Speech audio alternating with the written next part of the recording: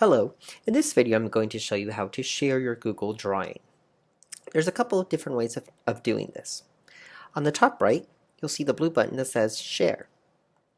When you select it, if you haven't named your Google Drawing, it'll ask you to do so. You can also skip it. So for this example, it will automatically put you as the owner of this document. If you wanted to add more people, you can by putting in their names here. For example, I'm going to select here, and then there will be three choices. They can be a viewer, they can just view the actual Google Drawing but not edit.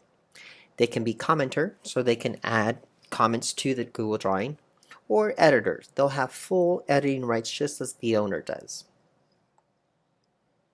Now, down here, this is where you can get the link to actually share to other people as well. If we click on change, there's three options here as well. It can be restricted to only people that are added here that can open this link. You can select Spring ISD. That means anyone in this group, so staff members, students, and so forth, can also just view this, or anyone with this link can actually view it, or comment on it, or edit this actual drawing.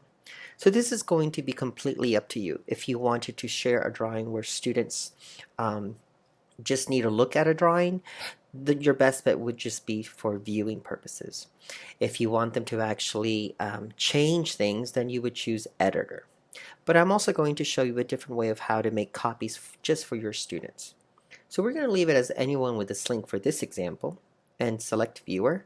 We're going to copy the link and click on done. Now as a viewer, when they go to the link, they'll see something that looks just like this. Right here, what they're going to see is view only. They won't be able to do anything to the drawing. If they wish to edit the drawing, they would select here, and then they have to be logged into Google. They can make a copy if they're logged into their own Google account. For Spring, it's the same thing. They can view it, or they can make a copy.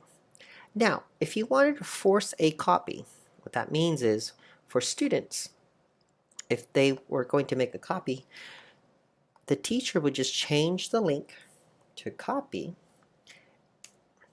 And what happens now is, using a Google account, it's going to ask them to make a forced copy. What that looks like is like this: copy document. Would you like to make a copy of label the image go? What happens then is it makes a copy of the document into the Google Drive of the student or the staff member that's using that.